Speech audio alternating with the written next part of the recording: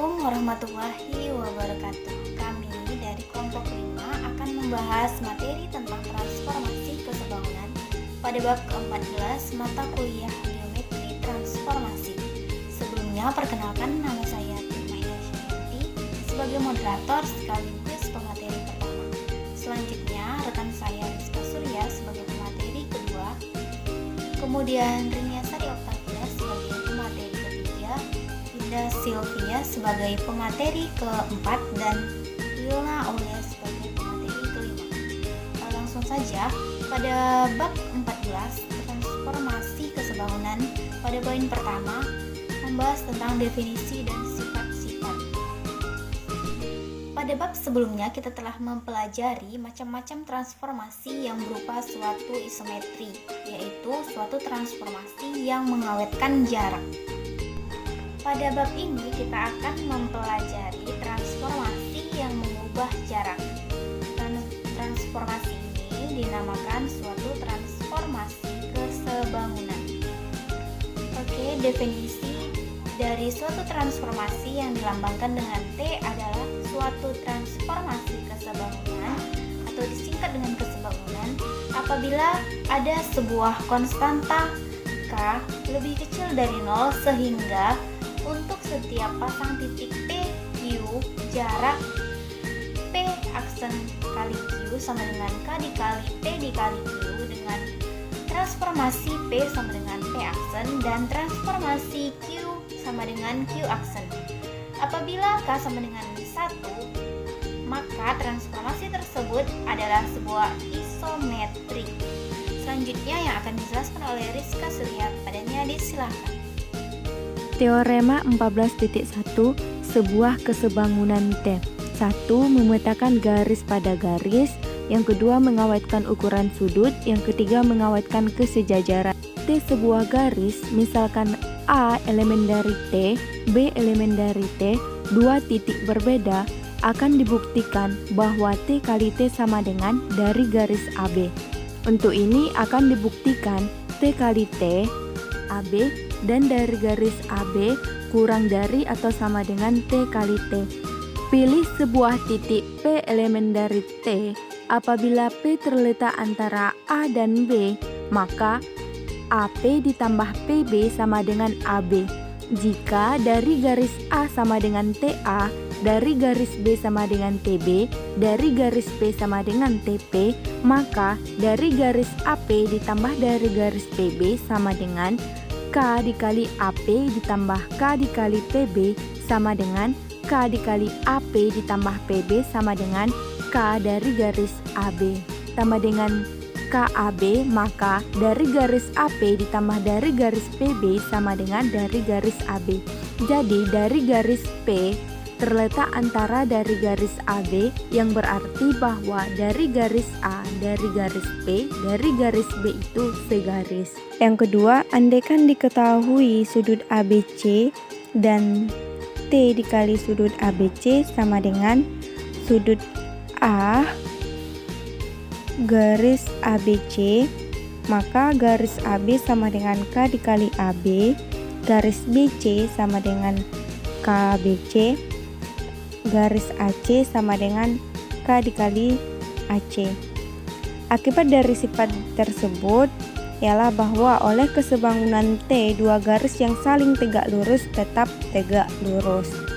Selanjutnya, yang ketiga, andaikan T suatu kesebangunan dan andaikan ada dua garis dan dengan 1, andaikan T kali 1 memotong TM di sebuah titik garis A, maka ada A elemen 1 sehingga T kali A elemen T1 dan TA elemen TM. Jadi A elemen 1 dan A elemen N ini berarti 1 dan M berpotongan. Ini bertentangan dengan pengandaian bahwa 1/M. Demikian penjelasan dari saya. Baiklah, di sini saya akan menjelaskan tentang hasil kali transformasi dengan dilasi. Andaikan P sama dengan X, Y dan andaikan ada dilasi DY, kita hendak mencari koordinat P aksen sama dengan dilasi P. P terletak pada sinar OP sehingga OP aksen sama dengan ROP. Jadi jika P aksen sama dengan X aksen, Y aksen, maka X aksen sama dengan RX dan Y aksen sama dengan RY, sehingga P aksen sama dengan RX, RY. Sekarang andaikan A sama dengan A, B dan diketahui dilasi DR, kalau P double aksen sama dengan X double aksen, Y double aksen, dengan dilasi P sama dengan P double aksen, sedangkan P sama dengan X, Y. Apakah hubungan antara X double aksen, Y double aksen, X dan Y? Untuk ini kita lakukan translasi G A kali Q, kemudian dilasi GX disusul dengan translasi Q A. Maka kita dapat menemukannya dengan cara itu dilasi R sama dengan G dilasi A kali D dilasi A kali G dilasi A. Jadi untuk P sama dengan X, Y kita peroleh berturut-turut D dilasi F X, Y sama dengan G dilasi A kali D dilasi R dan G dilasi A, atau X, Y sama dengan G dilasi A kali D dilasi R X kurang A, Y kurang D. Maka menghasilkan G dilasi R kali X kurang A kali R dikali Y kurang D. Dengan R dikali X kurang A ditambah A, R dikali Y kurang D ditambah B, sehingga menghasilkan RX tambah A dikali 1 kurang R, RY tambah B dikali 1 kurang R.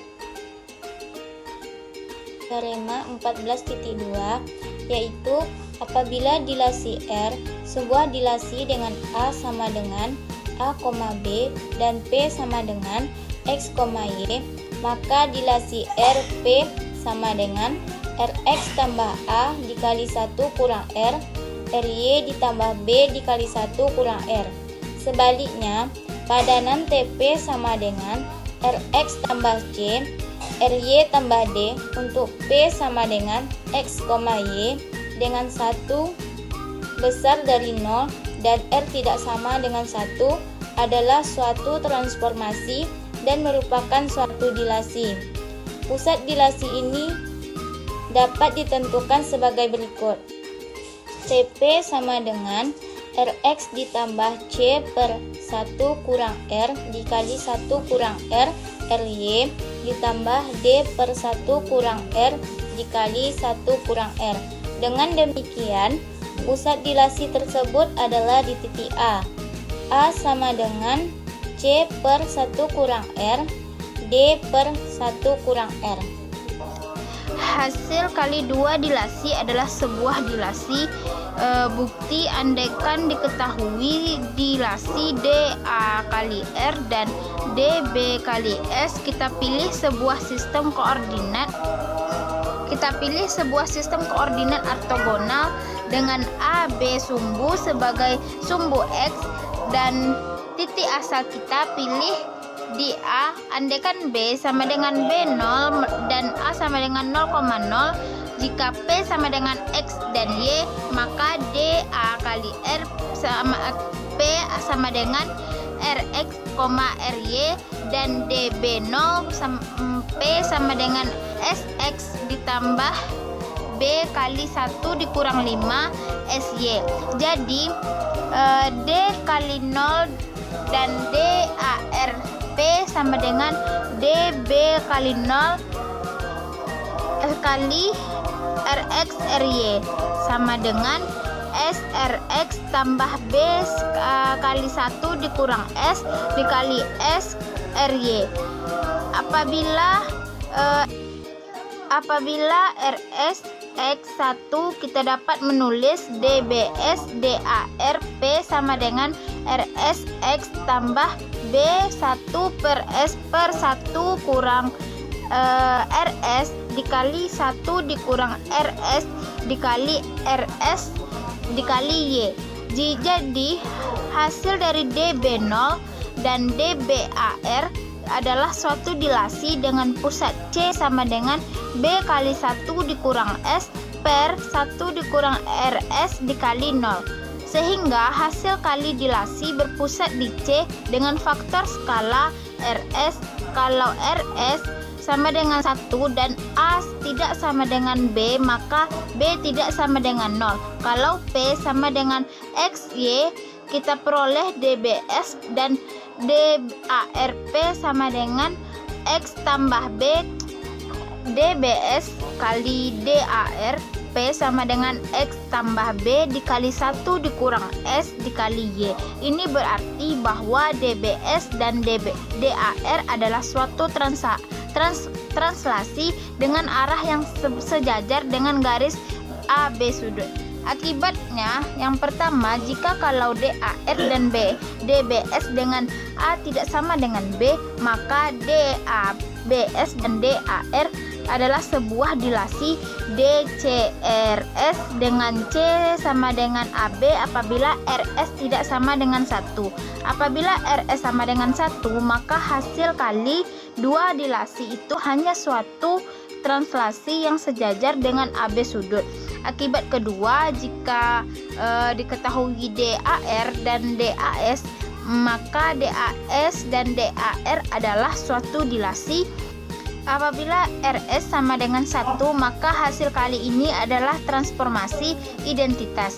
Akibat ketiga, untuk sebuah dilasi DAR berlaku D pangkat min 1 DAR dan D A kali R per R.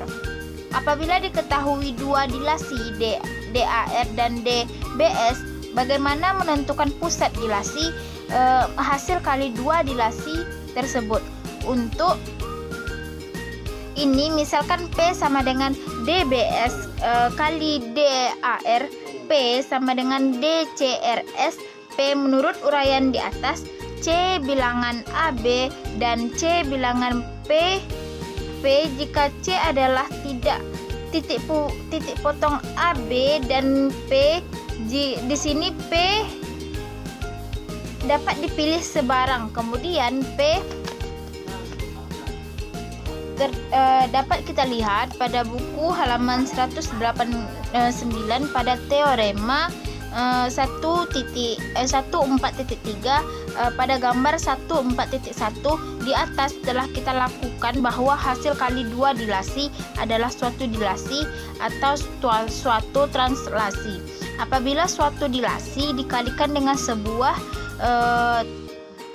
deflesi atau rotasi, maka hasil kalinya bukan suatu dilasi atau suatu isometri. Mengenai ini dapat dituangkan sebuah